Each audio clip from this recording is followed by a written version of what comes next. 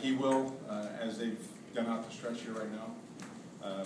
Regardless of how his throwing goes today, he will go to see Dr. Andrews tomorrow for a second opinion down in Pensacola and see where that takes us.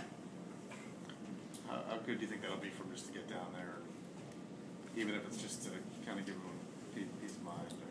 Yeah, I think given all Clay has dealt with the start and stop in this whole throwing process and the rehab associated with the shoulder, neck, all that, as I've said many times, he's extremely frustrated with it. And as it seemed like he was turning the corner on the trip to when we went through Seattle and the throwing that he was doing, it hasn't. So I think more than anything, to get some verification and clarification through Dr. Andrews to put his mind at ease is probably as important as anything that he's dealing with from a physical standpoint.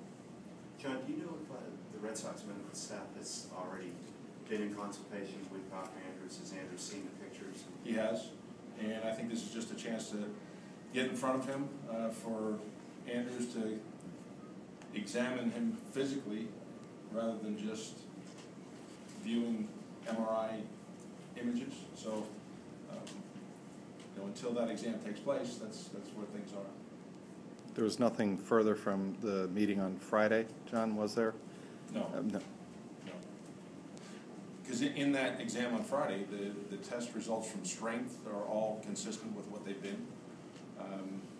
So that's where, I guess, the puzzling aspect of this really comes in. The strength is there, range of motion is there. It's just in that repetitive movement, he'll feel some restriction at some point through the throwing, the range of motion. John, is the hope at all that this will give him peace of mind to then kind of move forward with the program? Or?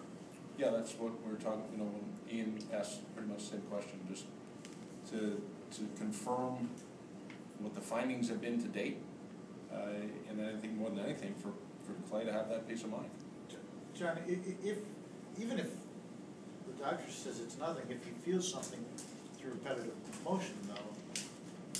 Well, where the frustration lies is that when he's been able to throw long toss aggressively, and there's been no issue, and when he's gotten on the mound, and there's been freedom in some of those bullpens, it's been that repetitive and cumulative, I guess, throwing, where he's felt some of the discomfort start to return, and that's when he stopped. So if it can be confirmed that he's not going to put himself at further risk, then okay, let's continue on. Then if he's not putting, in other words, he's not putting himself at further risk, then maybe it's just a little discomfort he has to go through and deal with. Yeah, I don't know how else to explain it. Okay. John, did you get a report on how Lester's bullpen went? Yeah, very good. 35 pitch pen today. He's online for Tuesday.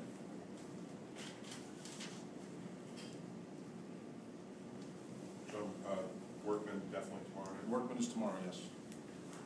What sort of, he had that first inning, the relief inning in Seattle where it was a little rocky, he was better in the second. Certainly a very good start in Oakland. Having one start under his belt now, how much does that ease that transition for tomorrow?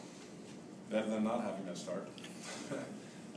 And as well as he pitched against a very good team in Oakland, and we're going to have a team that's coming in here as hot as anyone in the game right now.